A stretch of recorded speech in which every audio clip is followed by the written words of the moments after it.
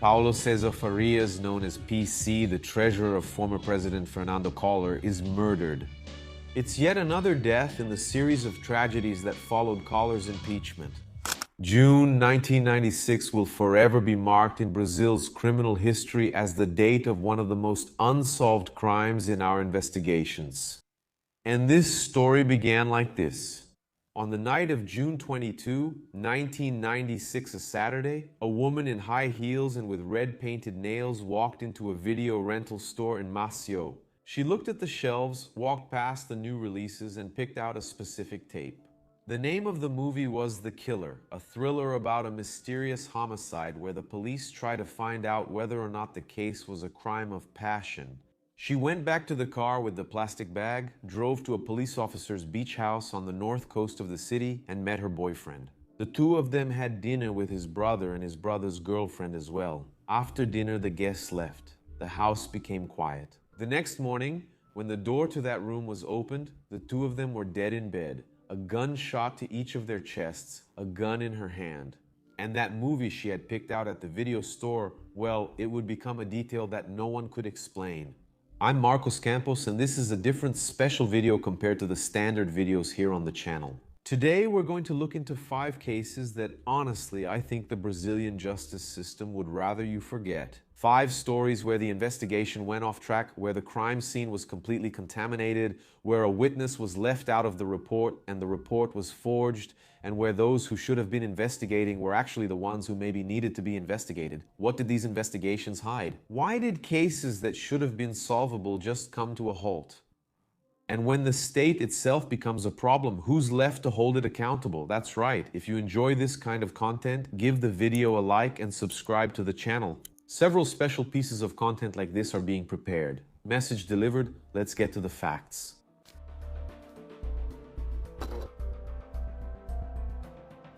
To understand what happened in that beach house, we need to go back in time. Fernando Collor de Mello was the first president elected by direct vote in 1989. And behind that victorious campaign, there was a name that few people knew at the time, but who was moving huge sums of money behind the scenes. His name is Paulo Cesar Farias, known as PC Farias. PC was the treasurer of Collor's campaign. But treasurer was just a fancy title. It didn't really describe what he actually did. PC ran an illegal fundraising scheme that diverted money from businessmen, construction companies, and public contracts. According to estimates from the federal police, his slush fund moved around $1 billion. Guys, $1 billion at that time was enough money to buy a small country. In 1992, Collor's own brother, Pedro Collor, went public and exposed all of this. He said that PC was the president's frontman and that money was flowing freely there. A parliamentary inquiry was launched, the scandal exploded, and the result was Collor's impeachment, the first in Brazil's history. In June 1993, PC was sentenced to 4 years in prison for tax evasion. He allegedly failed to pay more than $1.5 million in taxes from Brasiljet, an air taxi company in which he was a partner with pilot Jorge Bandeira de Mello. The thing is, even after being convicted, PC didn't stop, and more importantly, he still knew everything that was going on. Names, amounts, destinations of every cent, who received, who paid, who ordered the payment. He was a walking black box, and a lot of powerful people knew that. Then, PC did something straight out of a movie, my friends. In July 1993, about 3 weeks after his pre-trial detention was ordered, he fled the country. PC fled the country to avoid being arrested. He passed through Argentina and England and ended up in Thailand, where he was recognized by Brazilians and arrested in November of the same year. When he got out of jail, he started dating a woman named Susana Marcolino. The romance was intense and fast. 6 months separated his release from prison and what happened that Sunday morning. And that's when we get to the night of June 22, 1996.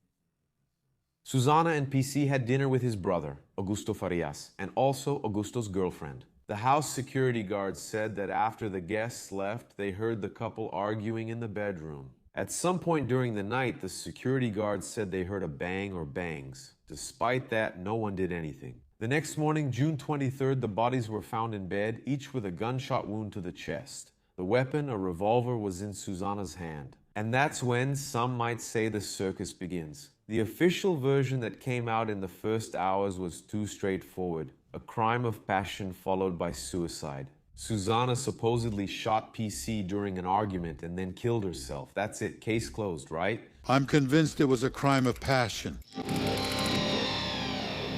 To give weight to this version, a group of 11 forensic experts was sent to Maceió. They were led by the medical examiner Fortunato Badam Palhares from Unicamp. Badam Palhares was a very famous name in Brazilian forensics, and his report matched the police's version. Susanna killed PC while he was sleeping and then committed suicide. A crime of passion, nothing more. Our conclusion is that Susanna killed PC and committed suicide. Based on the evidence gathered, there is no possibility of a third person being involved in this case. But that version started to fall apart almost immediately. The first problem, the crime scene. Before any formal forensic examination, dozens of people entered that room.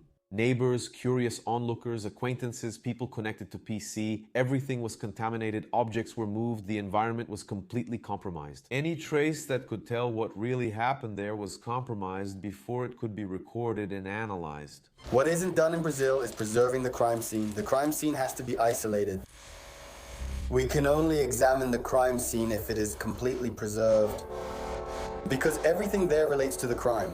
But there's always a catch, right? The problem with the crime scene was just the beginning. Second problem, the mattress. Because the gardener of the house, a man named Leonino, later confirmed in his statement that he burned the mattress where the bodies were found. He said that the head of security for PC, a guy named Flavio, told him to clean it up because it smelled bad.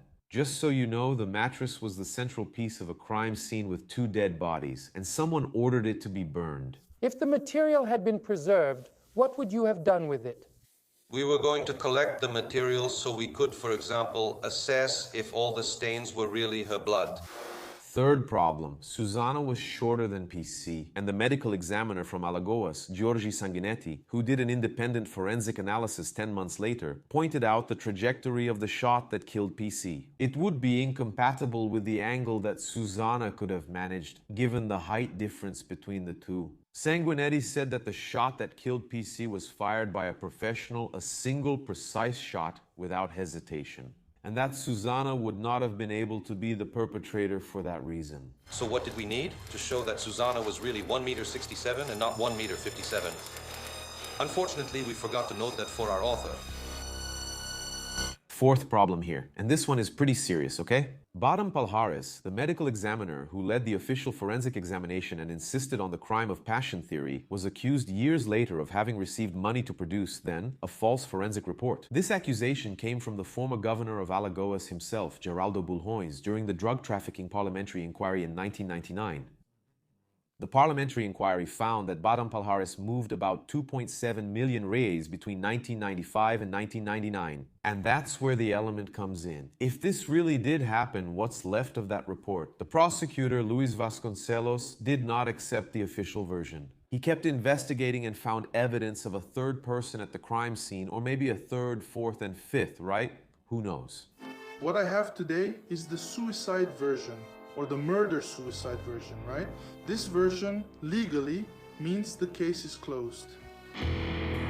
He also charged 4 of PC's former security guards, Adeildo dos Santos, Reginaldo Correa, Josemar dos Santos, and José Geraldo da Silva. All of them, by the way, remained employed by the Farias family even after the boss's death.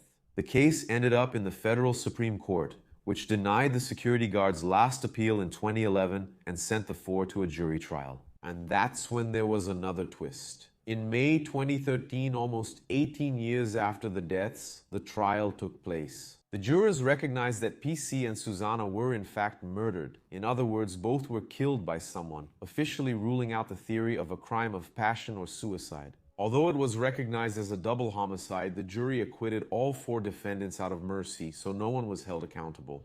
The weapon used disappeared from the Maceió courthouse, along with other weapons that were in the custody of the court. Susanna's cell phone, which disappeared from the crime scene that morning, was never found. And all of this is, at the very least, unusual, isn't it? And you know that movie that opened the episode, the one Susanna rented at the video store and went home to make dinner and everything? The Killer.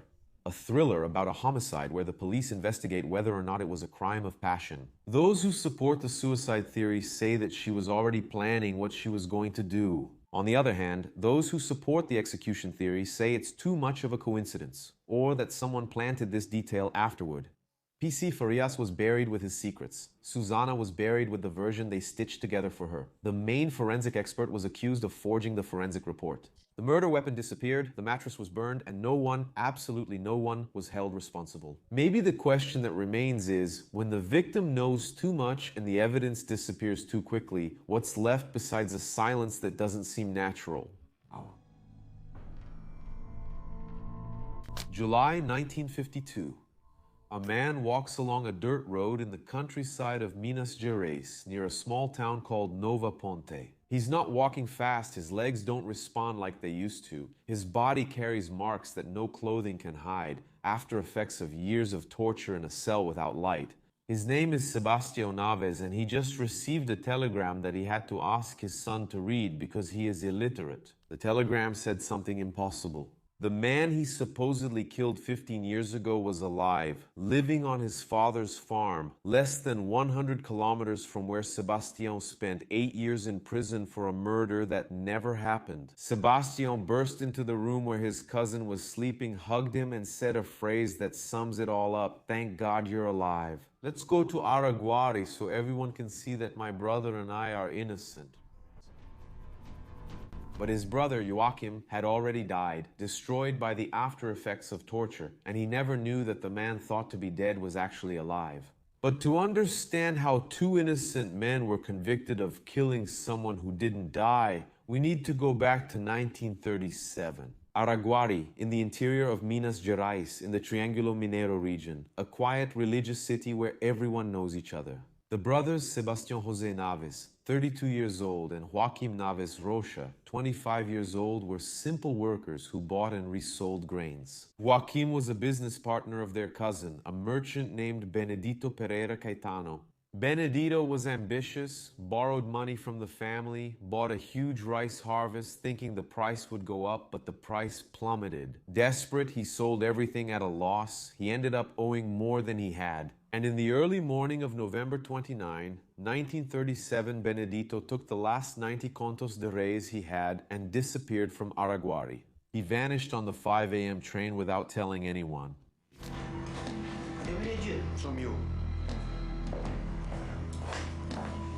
Disappeared how, huh? I didn't sleep at home.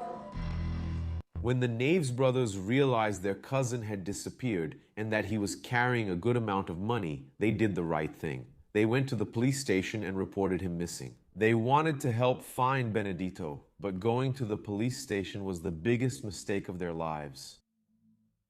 In the first weeks, the case was handled by a civil police chief without any major problems. But on December 22, 1937, the police chief was replaced. And the person who took over was a man who would destroy the lives of two entire families, First Lieutenant Francisco Vieira dos Santos Chico Vieira. Chico Vieira was an authoritarian military officer from Belo Horizonte who had no idea what due process meant. Within a few days, he heard the rumors that were going around. With those rumors spreading around town, he studied the case and came to a conclusion on his own. The Naves brothers had killed their cousin to keep the money, without any evidence. No body, no weapon, no witness. Only with the conviction of a man who decided he knew the truth before investigating anything. On December 29th, a month after Benedito disappeared, Chico Vieira ordered Sebastião and Joaquim to be arrested. And that's when hell began. For months, Chico Vieira and his men subjected the brothers to a routine of torture that's hard to even describe without feeling your stomach turn. Daily beatings, deprivation of water,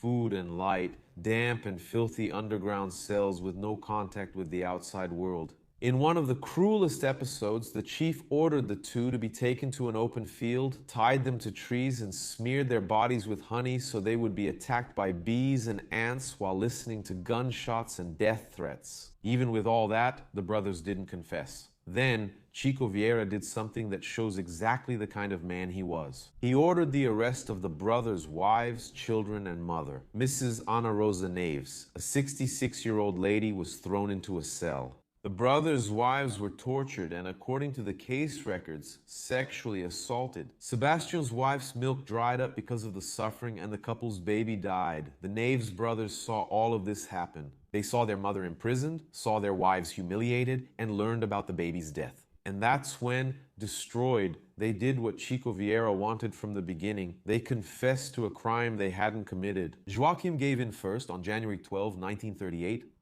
Sebastian confessed later. On February 3, Joaquim's wife, tortured, told the police chief what he wanted to hear. And the brothers killed Benedito with a rope. They threw the body in the river. It wasn't true, obviously. She said that because she couldn't stand seeing her family suffer anymore. But there's always a catch, right? There was a detail that anyone with common sense would notice. There was no body, no weapon, and no supposedly stolen money. The only evidence was the confession, extracted through extensive torture inflicted on two entire families. The brothers' mother, Donna Ana, even after everything she went through, never confessed. And when she was released under surveillance, she did something that changed the course of this story. She sought out a lawyer named João Alame Filho. At first, João didn't believe her. Like the whole town, he thought the brothers were guilty. Public opinion, manipulated by the police chief, had already condemned the Naves before any trial. But when lawyer Alame Filho saw Mrs. Ana's physical condition, the marks of torture on the body of a woman who was almost 70 years old, he changed sides. He went from being a skeptic to their defender, and Chico Vieira tried to prevent the defense in every possible way. When the lawyer got a habeas corpus signed by a judge, the police chief simply didn't comply. He issued a false certificate about the whereabouts of the prisoners, saying they had already been released, when in fact they were still being tortured in the basement of the police station. The Naves brothers went to trial twice. Both times the jury acquitted them. Twice, the people of Araguari looked at the facts and said, "There's no evidence, there's no body, these men are innocent." But during the Estado Novo period, the Court of Justice could overturn the jury's verdict. That's something that can't happen anymore today, and that's exactly what happened. The court sentenced the brothers to 25 years and 6 months in prison for a murder without a body, without weapons, without any money, even though that was supposed to be the motive behind the whole case. There's evidence, based on a confession forced out of two men who saw their mother, their wives, and their children being tortured in front of them. After 8 years and 3 months in prison, the brothers were released on parole for good behavior. Joaquim came out destroyed. The after effects of the torture had ruined his health. He went to live in a nursing home to get treatment. In May 1948, Chico Vieira died of a stroke in Belo Horizonte. 3 months later, in August, Joaquim Naves died in the nursing home. He died sick, destitute, carrying on his body the marks of a crime that never existed. And without knowing that the definitive proof of his innocence would come 4 years after that. In July 1952, Benedito Pereira Caetano, the man thought to be dead, appeared alive in Nova Ponte at his father's farm 15 years after he had disappeared. Don't kill me, cousin. Grandfather, don't kill me! Sebastian comes face to face with Benedito and has a surprising reaction. You're alive, cousin.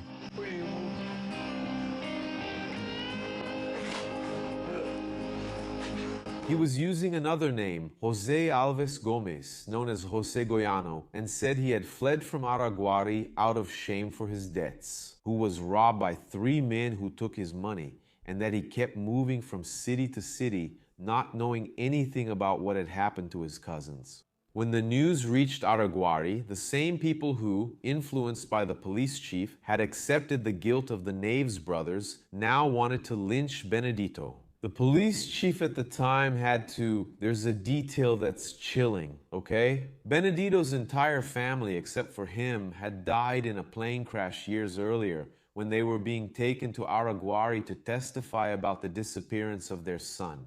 In 1953, the Court of Justice of Minas Gerais conducted a criminal review and officially declared the Naves brothers innocent. The judge who sentenced them later, feeling remorse, said a phrase that became part of Brazilian legal history.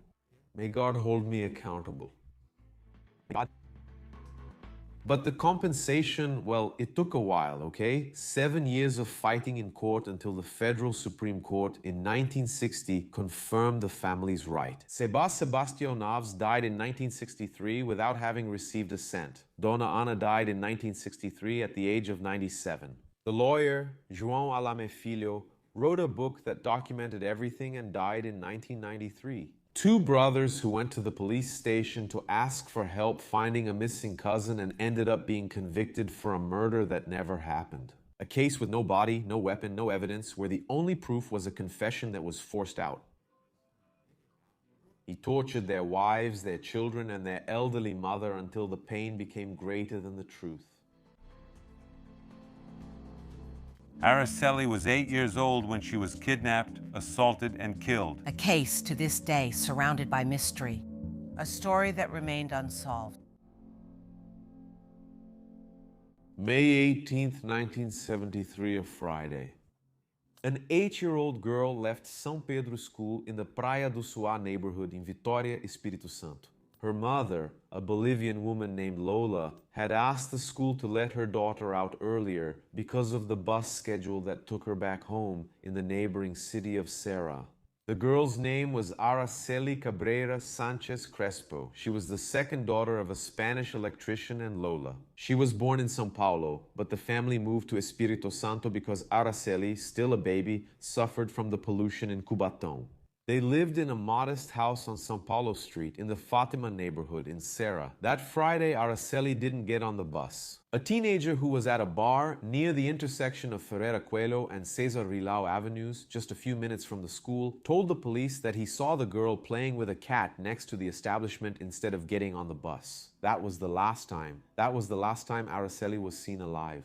It's a difficult story to reconstruct because people are afraid to talk or say they are, and sometimes actually are, forbidden to do so. When night came and Araceli didn't show up, her father, Gabriel, went out looking for her. He handed out photos of his daughter to all the newspapers in Vitória. He thought it could be a kidnapping. And for weeks, the police couldn't identify a suspect. Just to give you an idea of the level of desperation, in June, a supposed kidnapper called the family asking for 50,000 cruzeiros to release Araceli. The family agreed to pay. The guy said he would call again to arrange the delivery, but he never called. The lead was false. The local press started applying pressure. Journalists asked the local police to seek help from the Guanabara police or from army intelligence. Family friends offered a reward of 20,000 cruzeiros for any information, but nothing came up. 6 days after the disappearance, on May 24th, the body of a child was found in a thicket behind the Vitória Children's Hospital. It was in an advanced state of decomposition, disfigured by acid. Forensics indicated that the girl had been drugged with barbiturates. She was sexually assaulted and killed by asphyxiation, and her body was disfigured afterwards. Araceli's father went to the site with the press. Initially, he identified the body as his daughter's. The next day, he changed his mind and said it wasn't her.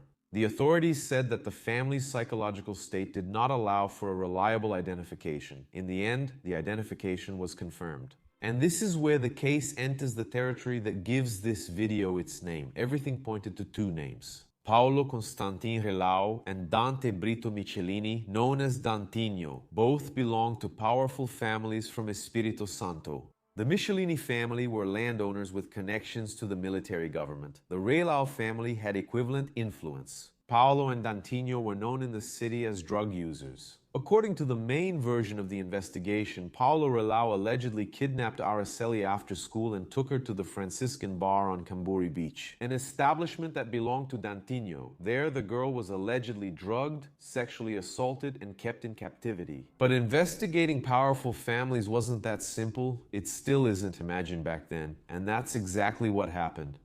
Sergeant Jose Homero Diaz was the police officer who was closest to closing the investigation. He was about to finish the job when he was murdered, shot in the back. After his death, the case was forgotten for a long time. Maybe here lies one of the main links in this criminal chain, right? The sergeant who was investigating was killed, and he wasn't the only one. According to Jose Luzero, journalist and author of the non-fiction book Araceli, My Love, published in 1976, the case resulted in 14 deaths over the years. From witnesses to people who tried to help solve the crime, Lucero himself said he almost became another victim while investigating the case in Vitoria. He was warned by an employee of the hotel where he was staying, a hotel that belonged to the Rilal family, that he was at risk of being killed there. From then on, Lucero started checking in at one hotel and sleeping at another. His book ended up being censored by the military government at the request of the defendant's lawyers. But the most bizarre part of all is Araceli's body. It stayed at the medical examiner's office for almost 3 years waiting to be buried. 3 years. An 8-year-old girl killed in the most brutal way possible, and her body was left in a morgue for 3 years. In August 1977, 4 years after the crime, prosecutor Walmart Bermudes finally charged 3 people, Paulo Elal, Dantinho, and Dantinho's father, Dante de Barros Michelin. In 1980, Judge Hilton Silly sentenced Paulo and Dantinho to 18 years in prison each, and Dante, the father, to 5 years. The convicted defendants were Paulo Constantin Lau and Dante Brito Michelin. Each one is sentenced to 8 years in prison and a fine of 18,000 cruzeros. But the sentence was annulled by the Espírito Santo Court of Justice. The case was reopened and passed to Judge Paulo Copolillo, who produced a 70-page report. In 1991, he acquitted all the defendants due to lack of evidence. Lack of evidence in a case where the investigator who was closest to gathering all the evidence found the suspects, the accused. The main investigator was murdered, witnesses died, the journalist who tried to cover the case was almost killed and had his book censored, the victim's body stayed in a morgue for 3 years, and the accused had connections with the government. No one was ever punished for the death of Araceli, and there's a detail that still hurts in Vitoria to this day. One of the city's most important avenues carries the name of the family of one of the accused. City council members tried to change the name but failed.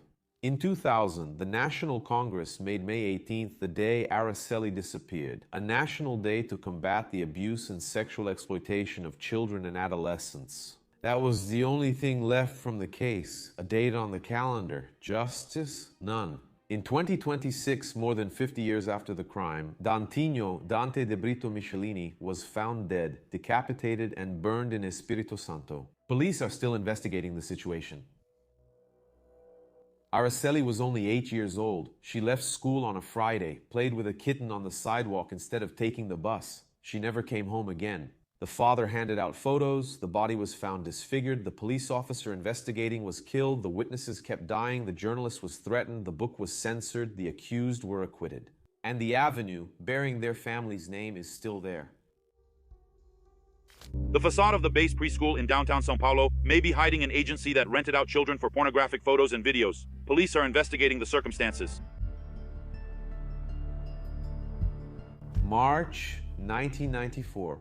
A preschool in the Aclimação neighborhood in the south zone of São Paulo. It was a small middle-class place with children aged 3 and 4. The owners were the couple Ikushiro and Maria Aparecida Shimada, he of Japanese descent, and she was in charge of running the school. The two of them had built the school from scratch and made their living from it. The driver of the van that took the children was named Mauricio Monteiro Alvarenga, married to one of the teachers, Paula Mirim Alvarenga.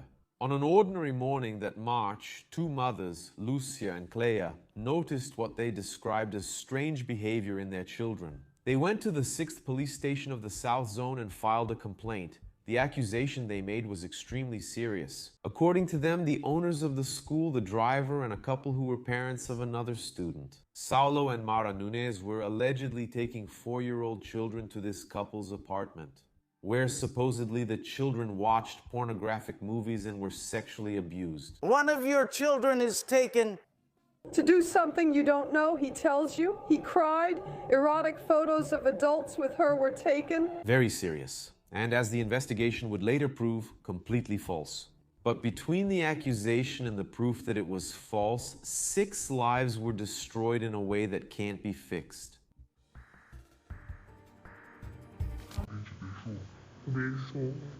Quartus? And did Uncle take a picture? He did. Did that aunt over there used to get naked? Wow. The police commissioner in charge of the case was named Edelcio Lemos. This is where everything really goes off the rails. Edelcio did what a police commissioner should never do. Before concluding the investigation, before any concrete evidence, he gave an interview to Rede Globo stating that the story was probably true.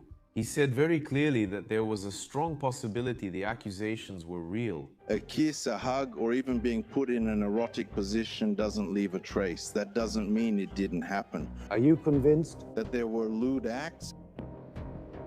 That's already been proven. Two huge irresponsibilities, one from the speaker and one from the publisher. To give you an idea of what that meant, the police commissioner, the official authority on the case, went on national television and basically condemned 6 people before investigating. Without a conclusive forensic report, without material evidence, without even formally hearing the accused, and the media did the rest, right? What followed was a public lynching. All the major outlets, Globo, SBT, Folha de São Paulo, Estadão, Isto é Magazine, Abril Publishing, covered the case, as if guilt had already been proven. The accused were called criminals. The reports omitted a crucial detail. The police had carried out a surprise search and seizure at the apartment of Saulo and Mara, where the alleged abuse supposedly took place, right? And they hadn't found absolutely anything, no tapes, no evidence, nothing. But this information that the search didn't find anything simply didn't appear in the news reports. Maybe it was out of fear, already knowing how big the mess was. The narrative was already set. The owners of the school were monsters. The driver was an accomplice to a monster. The couple of parents provided the apartment. The public bought into it and the reaction was violent. The school was invaded at dawn. A group of neighborhood residents broke in and vandalized everything. They spray painted the walls, destroyed furniture and materials. They threw homemade bombs inside the building. Classes were suspended. The police officer who was providing security at the location left. The intruders hid their faces but gave interviews to the same journalists who had fueled this rage. And one of the accused, Ikushiro Ushimara, had a heart attack. I had health problems. I had a heart attack because of this case. My wife needed psychiatric treatment, and I was completely unable to do any kind of work. All 6 had to hide. They lost everything: school, income, reputation, social life. They were recognized on the street as child abusers. No one wanted to come near. Employees were assaulted. Meanwhile, the real investigation, the one that should have been done before any headlines, continued without finding any evidence. Because he found nothing after months, Police Chief Adelcio Lemos was removed from the case. Other police chiefs took over. One of them, Gerson de Carvalho, did what Adelcio should have done from the start. He investigated methodically without the pressure of cameras. Are you doing it this way, sir? Absolutely. Will you ask for a psychologist? If possible, I'll have one with me during the children's questioning. In June 1994, 3 months after the circus began, Gerson de Carvalho officially declared all the accused innocent. After much suffering, imprisonment, and humiliation, the court verified and proclaimed that they were all innocent. The investigation was closed. Innocent, all of them. 6 people whose lives were destroyed by a crime that never existed. But when the press retracted, it was nowhere near as big as the accusation. The court ordered the São Paulo government to pay compensation to 2 owners and a driver of Escola bus. They lost everything after being accused of sexually abusing children. The police chief responsible for spreading the false accusations, Adelcio Lemos, will also have to pay compensation of 10,000 reais to the 3 victims. The media didn't claim the accused were innocent, only that the investigation was closed for lack of evidence. For those who had read Sex School on the front page of the newspaper, lack of evidence did not mean innocence. It meant they had gotten away, and the consequences for the innocent were permanent. Paula, the teacher, was never able to work in education again. Everywhere she went, she was recognized as the teacher who abused children. She and Mauricio got divorced. Maria Aparecida Chimara, the owner of the school, died of cancer in 2007. Her husband, Iko Cairo, died of a heart attack in 2014. He had already suffered his first one in '94 when the case broke out. Both of them died before receiving all the compensation that the court had ordered. The court later ordered the state of São Paulo and the media outlets to pay compensation. The public treasury was ordered to pay 250,000 reais to each of the school owners. The Superior Court of Justice also ordered Police Chief Adelcio Lemos to reimburse the public treasury for what the state paid. Because, according to the decision of Minister Eliana Kalman, it was not the press that caused the main damage, but the irresponsible conduct of the police chief who made reckless accusations before any evidence. To put all this into perspective, out of all the major newspapers in São Paulo at the time, only one refused to join the hysteria. Diário Popular published a small note on the inside pages and left it at that. All the others jumped on the accusation without evidence in their headlines. 6 innocent people, a destroyed school, ruined careers, broken marriages, 2 dead before receiving what the court ordered to be paid. And it all started because the police chief went on television to give an interview before finishing his own work, before checking if the accusation made sense. But I ask you, is the compensation that was set enough? It should be, right? Because they didn't even receive enough to rebuild everything that was destroyed. The Acari massacre happened in 1990. Police officers and military personnel, members of a death squad, kidnapped 11 young residents from the Acari community and demanded ransom. No one knows the whereabouts of the victims to this day.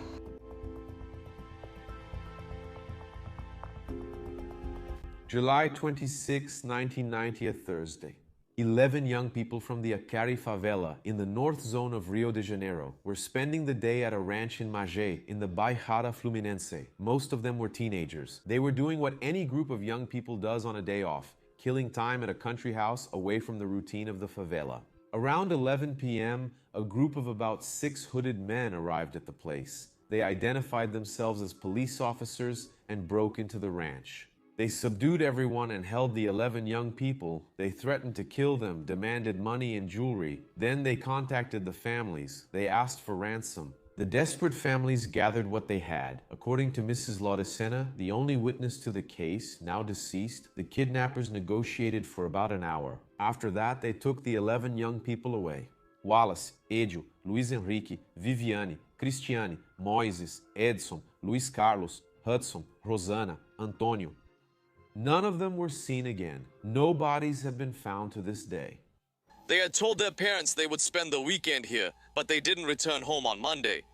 On Thursday the 26th, 6 armed men wearing hoods entered the house and took the boys away in 2 cars. But who were these hooded men after all? The investigation pointed to a name that says everything about what was happening in the outskirts of Rio de Janeiro at that time. The Cavalos Corredores. It was a death squad made up of military police officers from the 9th Battalion of the Military Police, from Rocha Miranda. Police officers who, off-duty and sometimes even on duty, executed favela residents for hire, for money, or simply because they could. And the investigation? That's where this case comes into play in this video. The families of the 11 young men did what any family would do, right?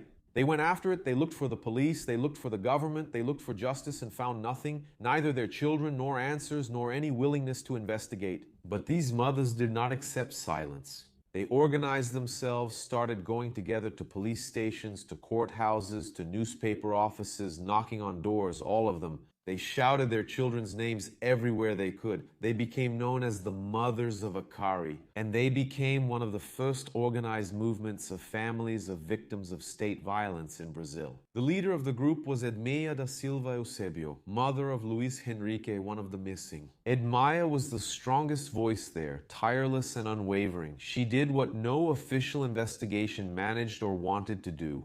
She gathered information on her own, identified the police officers involved, publicly denounced the involvement of the Cavalos Corredores in the boys' abduction, and took these accusations to court. And what happened to Edmeia for doing that? On January 15, 1993, less than 3 years after the disappearance of the boys, Edmeia and her niece, Sheila da Conceição, were shot and killed at the Praça 11 subway station in downtown Rio de Janeiro. Edmeia had just visited an inmate at the Helio Gomes prison in the Estácio neighborhood, looking for more information about her son's whereabouts. She was killed in the parking lot of the subway station at around 5:30 in the afternoon. The niece who was with her also died, and the investigation into Edmeia's murder, well, it's the same story, isn't it? The investigation dragged on for decades, and in 2019, 7 defendants were finally ordered to stand trial before a jury. In 2024, the accused police officers were acquitted, and no one was convicted for killing the mother who dared to demand justice for her son. But there's always more. The investigation into the 11 missing people had an even worse fate. The inquiry was opened, dragged on for years, and in 2011, it was closed. Official reason: lack of minimum evidentiary support. 21 years of investigation, and the conclusion was, we don't have enough evidence. The compensation lawsuit that the families filed against the state of Rio was barred by the statute of limitations. And for you to understand what it means for a claim to become time-barred in this context, the families spent so long fighting in court that the court said the deadline to request compensation had passed. The 11 young people disappeared. No one found the bodies. No one investigated properly. The mother who demanded answers was murdered. And in the end, the state said the deadline to seek compensation had expired. The mothers of Acari didn't give up, though. They took the case outside Brazil. With the help of organizations like Projeto Legal Crioula and the network of communities and movements against violence, they presented the case to the Inter-American Commission on Human Rights in 2006. In December 2024, 34 years after the disappearance, the Inter-American Court condemned Brazil. The ruling is clear. The 11 young people from Acari were forcibly disappeared by state agents. Brazil did not conduct a serious investigation. The mothers, who sought justice, were treated in a discriminatory way, which according to the court was based on racism and discrimination related to where they lived. 2 of them were murdered. The court ordered Brazil to continue the investigation, search for the bodies, hold a public act of recognition, create a memorial space in Acari, and pay compensation. That the crime of enforced disappearance be included in Brazilian law, and that a study be conducted on militias and death squads in Rio de Janeiro. In September 2025, the National Council of Justice ordered the registry offices to issue the 11 death certificates for the 11 young people. 35 years after the disappearance, the families finally received a document acknowledging that their children were killed. On the certificate, the cause of death is recorded as non-natural, violent, caused by an agent of the Brazilian state in the context of enforced disappearance. 2 of the mothers who were still alive when the document arrived. And this is the story of 11 young people who were taken from a ranch where they were having fun, having a barbecue, by hooded men who claimed to be police officers and who were police officers. The mother, who fought for answers, was murdered at the subway station. The investigation was closed due to lack of evidence, the compensation claim expired, and Brazil had to be condemned by an international court so that 35 years later, someone would officially recognize that those young men existed, ran away, and were killed. 5 cases, 5 different ways the investigation failed. PC Farias died in a room where the evidence was destroyed before the forensic examination, and the main forensic expert was accused of forging the forensic report. The Naves brothers went through hell, spending 8 years in prison for a murder that never happened, and the supposed victim showed up alive 15 years later. Araceli, an 8-year-old girl, was murdered by people too powerful to be punished, and the police officer who tried to investigate was shot in the back. In the Escola base case, a police chief destroyed innocent lives because he preferred to give interviews instead of doing his job. In Acari, 11 young people were taken by police officers. The mother who demanded justice was executed, and Brazil had to be condemned before it acknowledged what happened. 5 stories, and in all of them the same question: when those who are supposed to protect are actually the problem, who is left to hold them accountable? That's it, folks. This was the special 5 cases that the justice system probably wants you to forget. Comment below which of these stories impacted you the most. Don't forget to subscribe. Several special episodes like this are being made. Turn on your notifications, leave a like, comment, and become a member if you can. It really helps with this kind of production. Thanks for your company. A kiss from the redhead. See you next episode.